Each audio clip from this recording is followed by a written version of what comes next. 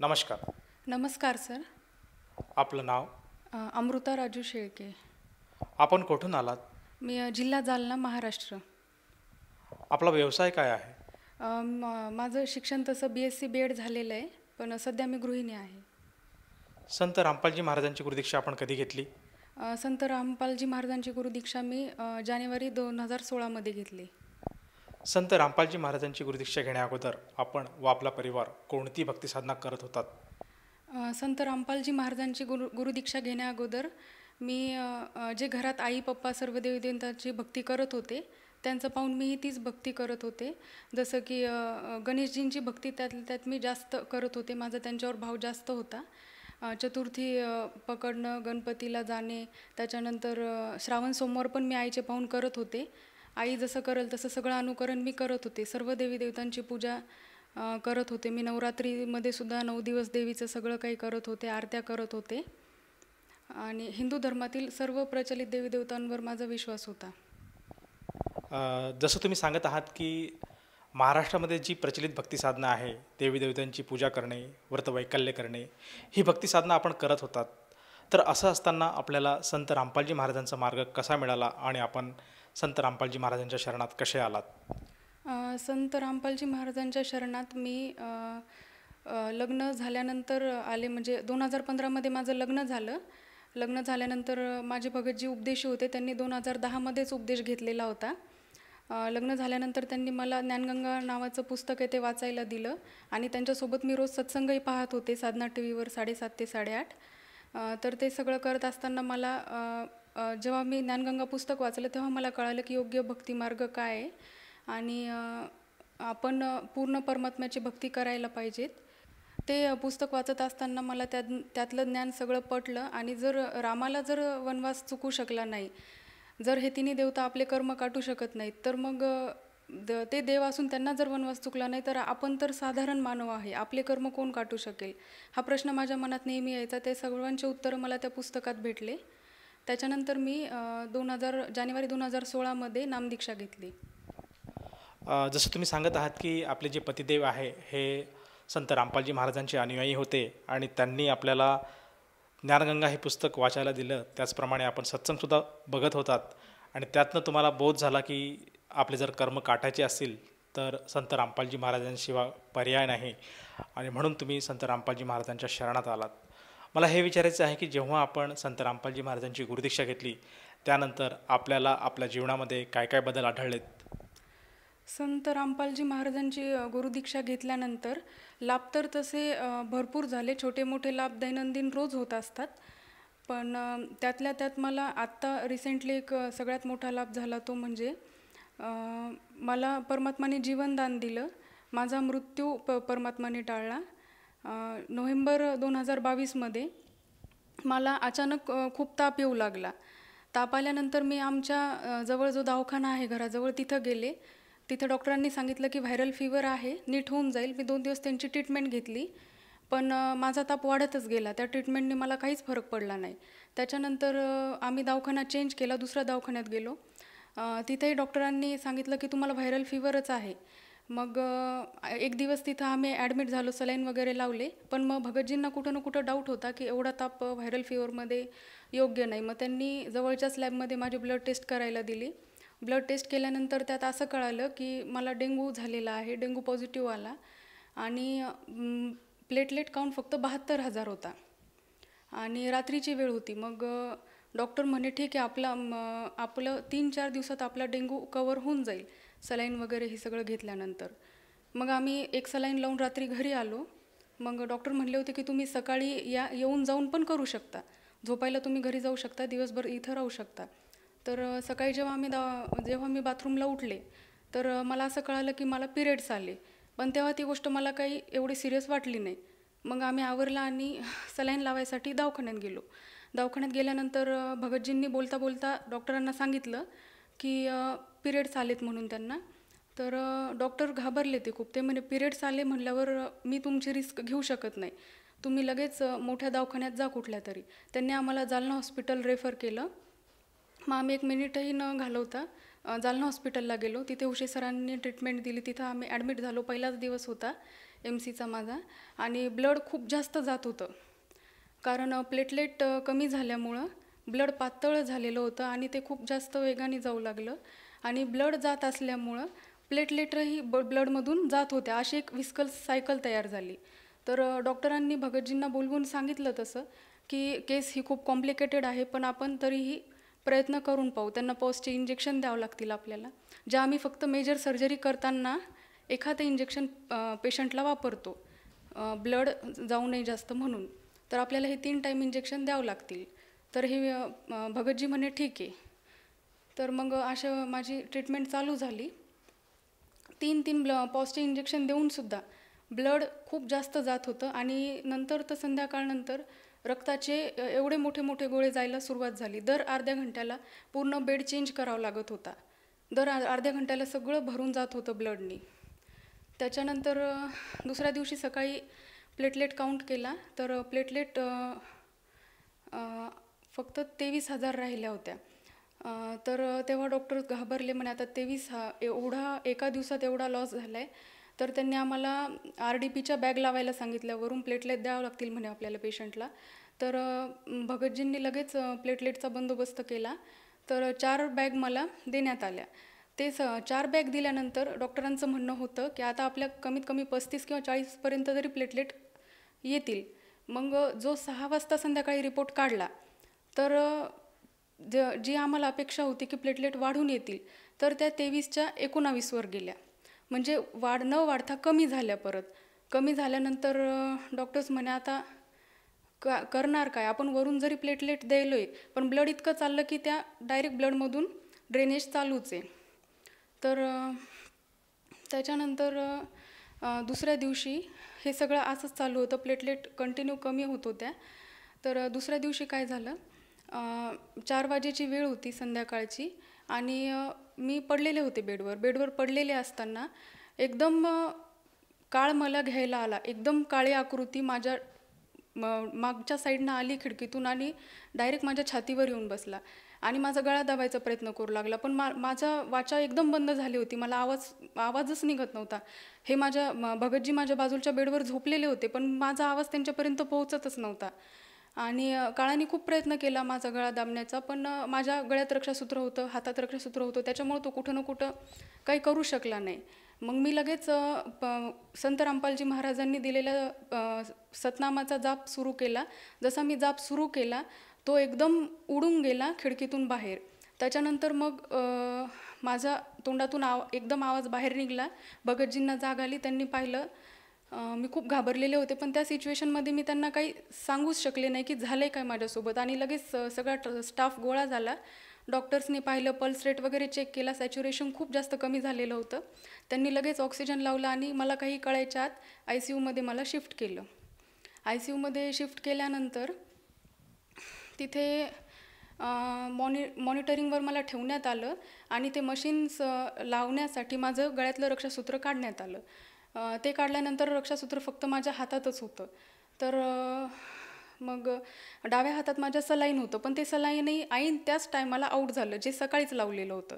तर ते म्हणे की आता आम्हाला तुमच्या उजव्या हातात सलाईन लावावं लागेल. उजव्या हातात सलाईन जसं लावलं, 10 मिनिटात हात एवढा सुजला की रक्षासूत्र पूर्ण टाईट झालं. आणि ते म्हणे आता सलाईन जात नाही आहे म्हणे प्रॉपर, रक्षासूत्र काढावं लागेल हातातलं. आणि मला काळाची आकृती माझ्या आजूबाजूला दिसत होती, स्पष्ट आकृती दिसत होती. मला माहीत होतं आता हे जर रक्षासूत्र काढलं तर काळाला परत आपल्याला घेऊन जाण्यासाठी चान्स भेटणार. मग मी तिथं रक्षासूत्र काढू दिलं नाही. सगळा स्टाफ गोळा झाला, डॉक्टर्स आले, पेशंट ऐकत नाही आहे, हातातला धागा काढू देत नाही आहे. मग माझ्या भगतजींना फोन केला डॉक्टरांनी, त्यांना बोलवलं. मग त्यांनी 10 मिनिटातच रक्षासूत्र मागवलं घरून आणि ते रक्षासूत्र काढून नवीन रक्षासूत्र माझ्या हातात बांधलं. त्याच्यानंतर मग मी पण शांत झाले कुठं ना कुठं की परमात्मा आहे आपल्यासोबत. म्हणजे मला माहीत होतं की आता माझा मृत्यू जवळ आलेला आहे, कारण 2दा काळाने माझ्यावर अटॅक केला आणि मला दिसत होतं की हा आपल्या आजूबाजूला आहेच ना. मला तेव्हा बोलता येत होतं, कोणाला ICUमध्ये कोणाला येऊ पण देत नव्हते, तर मला सांगता पण येत नव्हते की होतंय काय म्हणून. मग ICUमध्ये असताना परत माझं प्लेटलेट काउंट करण्यात आलं. तर प्लेटलेट काउंट 18वरचं 16वर गेलं होतं.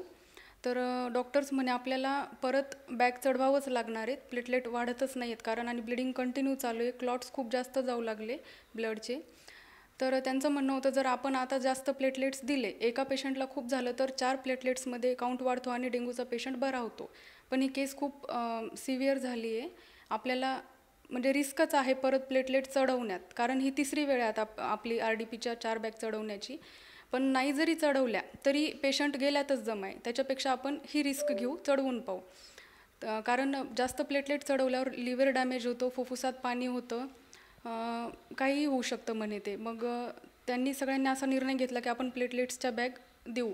प्लेटलेट्सच्या बॅग दिल्यानंतर सगळ्यांना अपेक्षा होती की आता तरी प्लेटलेट्स वाढून येतील.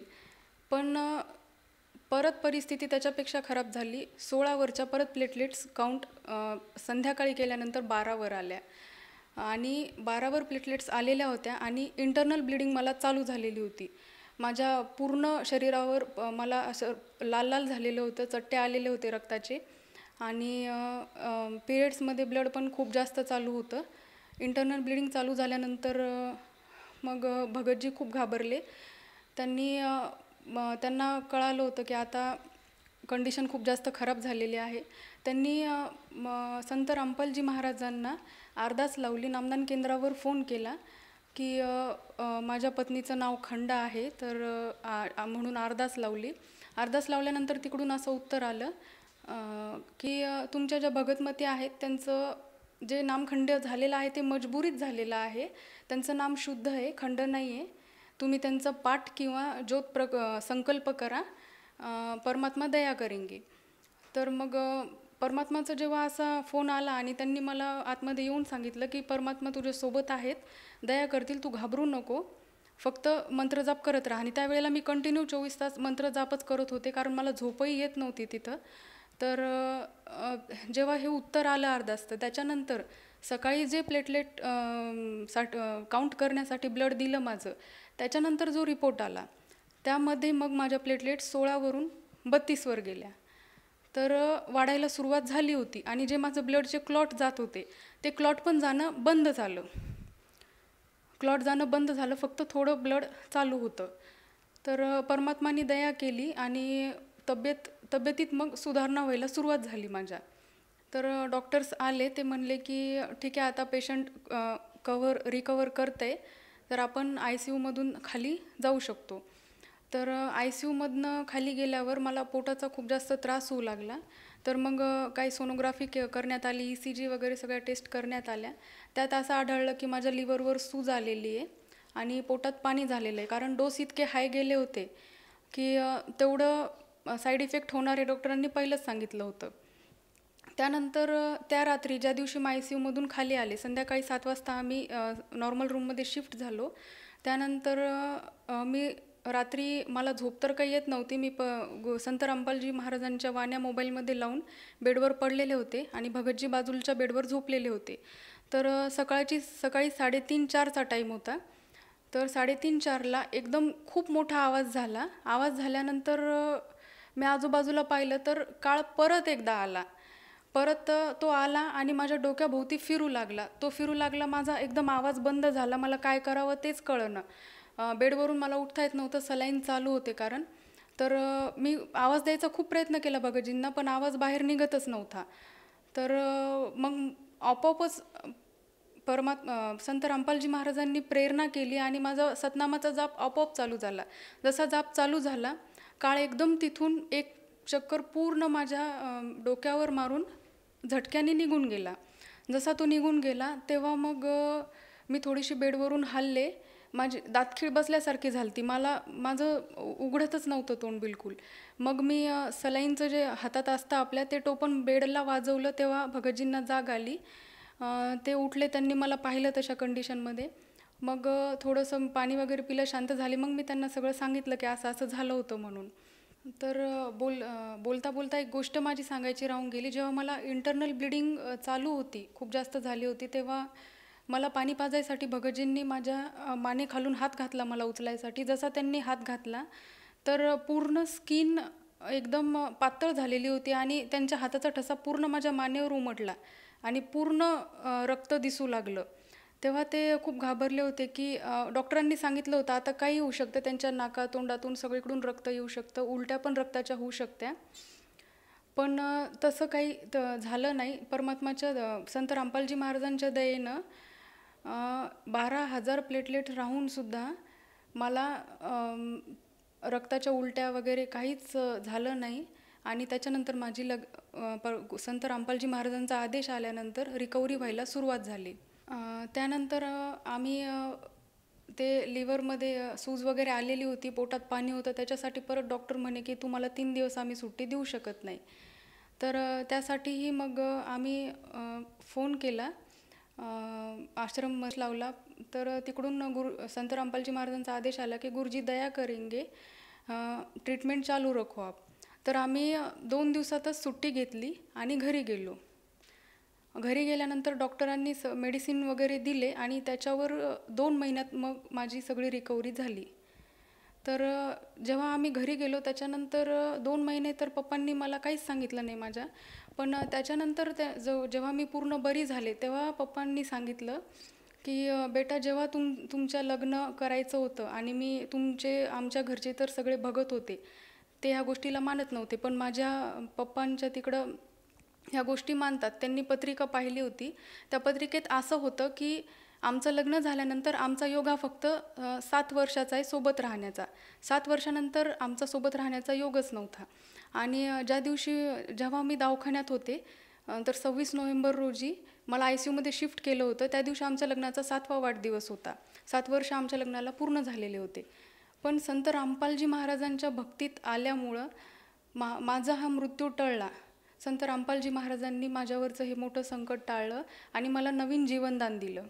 इथे ही गोष्ट सिद्ध होते की बाकी सर्व संत असं सांगतात की बाबा तुम्हाला तुमचे कर्म हे काटावंच लागणार, कर्म भोगल्यानंतरच तुम्ही इथून जाऊ शकता. पण माझ्या बाबतीत हे खोटं ठरलं, कारण मी संत रामपालजी महाराज यांच्या शरणमध्ये होते आणि माझ्या नशिबात हे जे कर्म होते, माझा मृत्यू लिहिलेला होता, तो संत रामपालजी महाराजांनी टाळला. हे या सद्भक्तीमुळं फक्त शक्य झालं. जर मी त्यांच्या शरणमध्ये नसते तर कदाचित मी आज इथे जिवंतही नसते, तुमच्या समोरही नसते. पण हे फक्त संत रामपालजी महाराजांनी हे प्रूफ करून दाखवलं की सद्भक्तीमुळे आपले कर्म काटू शकतो आपण आणि मोक्ष प्राप्त करू शकतो. ताई, जेव्हा आपण सांगितलं होतं की आपल्याला डेंग्यू झाला होता आणि आपले बरेचसे प्रकार त्यावेळेस ट्रीटमेंट करण्यात आली, तर मला हे विचारायचं आहे की आपण जेव्हा डेंग्यू आपल्याला झाला होता त्यावेळेस जेव्हा आपण दवाखान्यात ॲडमिट झाल्या होतात, त्यानंतर ज्या काही आपल्या चाचण्या केल्या गेल्या, ज्या काही आपले रिपोर्ट्स केले गेल्यात, तर ते आमचे दर्शक आज पाहू इच्छितात, तर ते आपण दाखवू शकाल का? हो, मी रिपोर्ट्स आणलेले आहेत सोबत. ही फाईल आहे पूर्ण माझी जालना हॉस्पिटलची. ही टेस्ट आहे, डेंग्यू पॉझिटिव्ह आला होता. त्यानंतर हे प्लेटलेट काउंट सुरुवातीला 73,000 प्लेटलेट्स राहिले होते माझे आणि त्याच्यानंतर जो प्लेटलेट काउंट केला गेला सगळ्यात कमी तो 12,000पर्यंत प्लेटलेट्स आले होते. ताई, आता आपण जे काही वर्णन केलं त्यातून ही गोष्ट प्रामुख्याने लक्षात येते की आजच्या युगामध्ये संत रामपालजी महाराज हे एकमेव असे संत आहेत की जे साधकाचे कर्म काटू शकतात.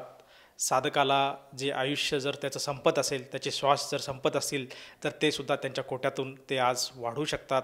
आणि हे तुमच्या केसमध्ये आज अगदी स्पष्टपणे आज दर्शकांना ते अनुभवायला मिळालेलं आहे. धन्य तुमचे संत रामपालजी महाराज आणि धन्य त्यांचे भगत. ज्याप्रमाणे आपण या ठिकाणी आपण वर्णन केलं की संत रामपालजी महाराजांनी आपल्याला जीवनदान दिलं, आपले श्वास वाढवले, तर ह्या व्यतिरिक्त सुद्धा आपल्याला आपल्या जीवनामध्ये या सद्भक्तीमुळे आणखीन काही लाभ किंवा आणखीन काही अनुभव आले आहेत का? हो, अनुभव तसे तर छोटे मोठे भरपूर येत राहतात. दैनंदिन जीवनात रोज संत रामपालजी महाराज काही ना काही अनुभव देतच असतात.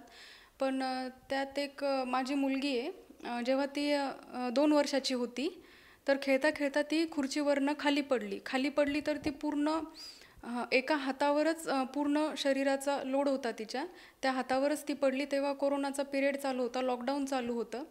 तर दवाखान्यात जाणं शक्य नव्हतं. आम्ही डॉक्टरांना फोन केला तर ते म्हणे ठीक आहे तुम्ही या, मी एकदा पाहून घेतो. जेव्हा डॉक्टरांना दाखवलं तेव्हा ते म्हणे की स्वेलिंग झालेली आहे हातावर भरपूर आणि हात ती बिलकुलही हलवत नव्हती. तर ते म्हणे की फ्रॅक्चरच आहे हे, पण सध्या एक्सरे मशीन चालू नाही आहे. मी तुम्हाला एक पत्ता देतो, त्या ॲड्रेसवर तुम्ही जा आणि एक्सरे काढून घ्या. त्याच्यानंतर आपण पुढचं ट्रीटमेंट करू. मग आम्ही दवाखान्यातून घरी आलो आणि डॉक्टरांनी पेनकिलर दिलेलं होतं. ते पेनकिलर औषध तिला दिलं आणि ते म्हटले होते जर झोप नाही आली तिला तर एक झोपेचं औषध देऊन टाका. तिला झोपेचं औषध दिलं आणि झोपी घातलं. तर ती पूर्ण असा हात ठेवूनच झोपलेली होती. झोपलेली असताना रात्री 4चा टाईम होता. 4 वाजता ती अचानक उठली आणि 2 वर्षाची होती. तर ती संत रामपालजी महाराजांना जे जे असं म्हणायची. तर एकदम उठली आणि मला उठवलं, मम्मी उठ उठ म्हणून, आणि म्हणे मम्मी मला जे जे दे. संत रामपालजी महाराज एक चरणामृत देतात, त्याला पण ती जे जे म्हणती. तर जे जे दे म्हणे मला, आणि गुरुजी आले ते असं सांगू लागली. तर मग मी लगेच तिला संत रामपालजी महाराजांनी दिलेलं चरणामृत पाजलं.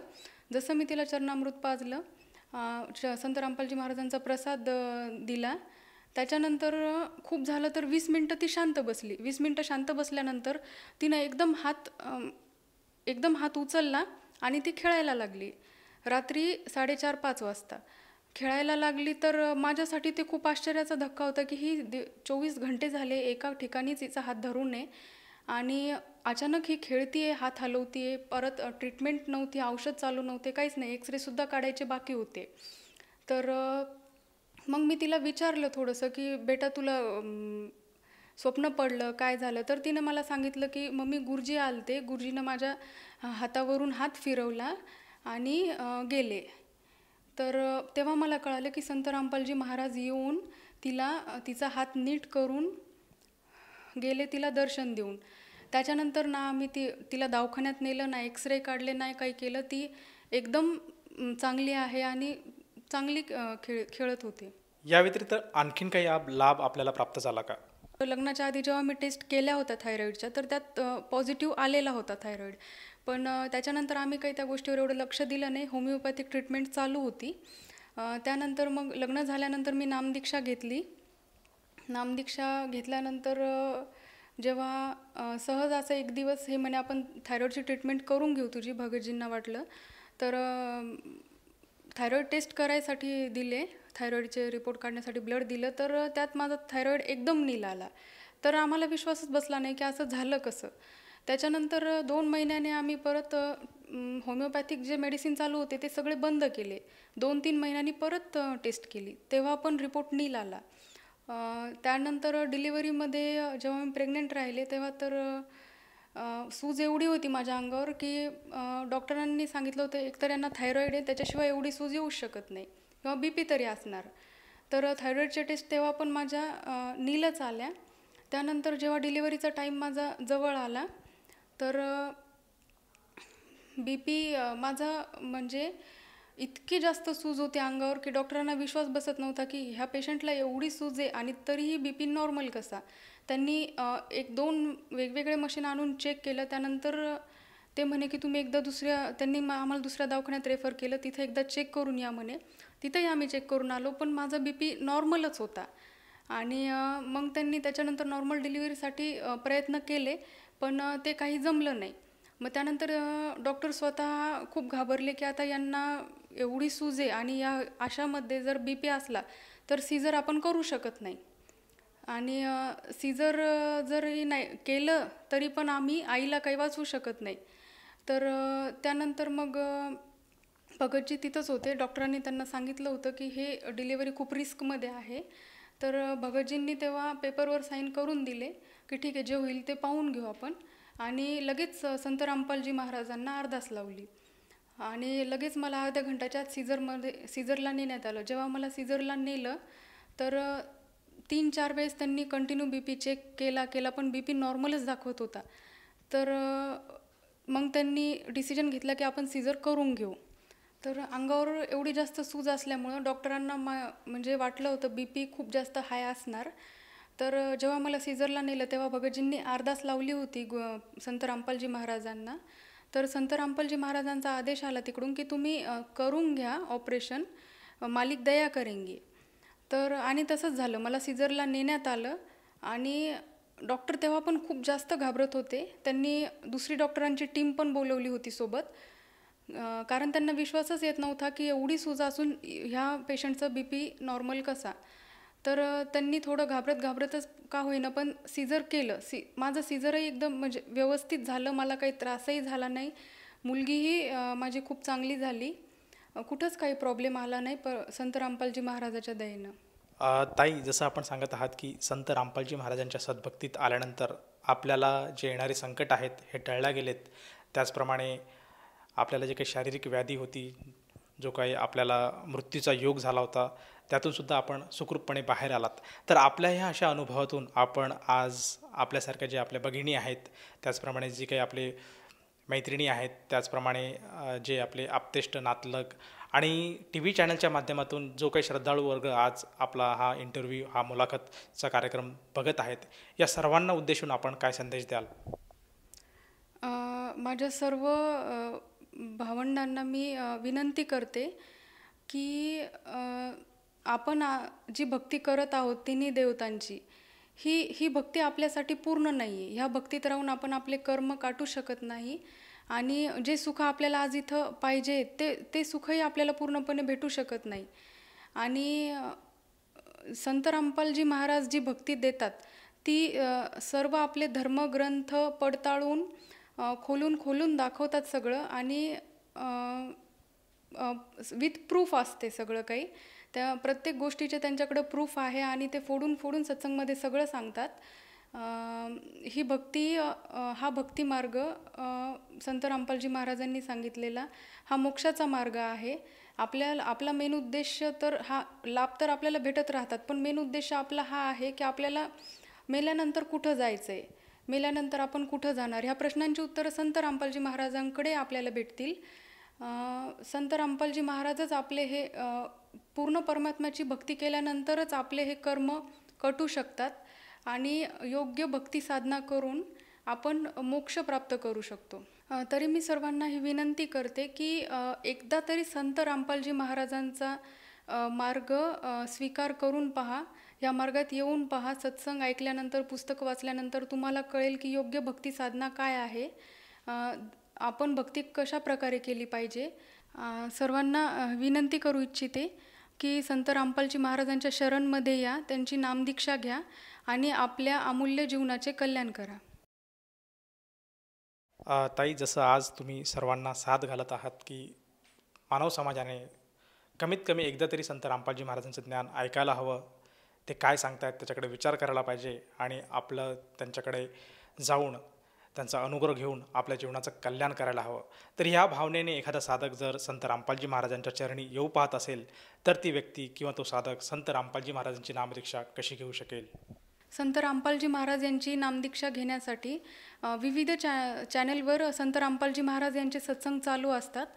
सत्संग चालू असताना खाली एक पिवळी पट्टी चालू असते, त्यात आश्रमचे फोन नंबर दिलेले आहेत. त्यापैकी एखाद्या नंबरवर कॉल करून तुम्ही आपल्या जवळच्या नामदान सेंटरचा पत्ता काढू शकता, विचारू शकता आणि तिथे जाऊन निशुल्क नामदीक्षा घेऊ शकता. धन्यवाद. सतसाहेब. संपूर्ण विश्वामध्ये 500 पेक्षा जास्त नामदीक्षा केंद्र आहेत जिथे निशुल्क नामदीक्षा दिली जाते.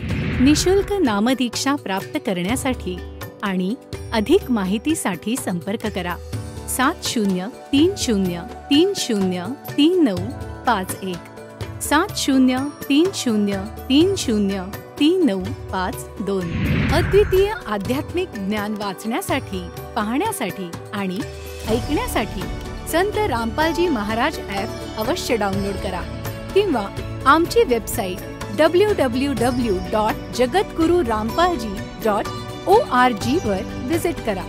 आम्हाला सोशल मीडियावर फॉलो करा. सर्व पवित्र धर्मांच्या पवित्र शास्त्रांवर आधारित प्रमाणित अनमोल पुस्तक ज्ञानगंगा किंवा जगण्याचा मार्ग यापैकी कोणतेही एक पुस्तक निशुल्क मागवण्यासाठी आपण आम्हाला आपले पूर्ण नाव, पूर्ण पत्ता, पिनकोड आणि फोन नंबरसह लिहून 7030303951 किंवा 7030303952 या नंबरवर SMS करू शकता किंवा 7030303950 या नंबरवर WhatsApp देखील करू शकता.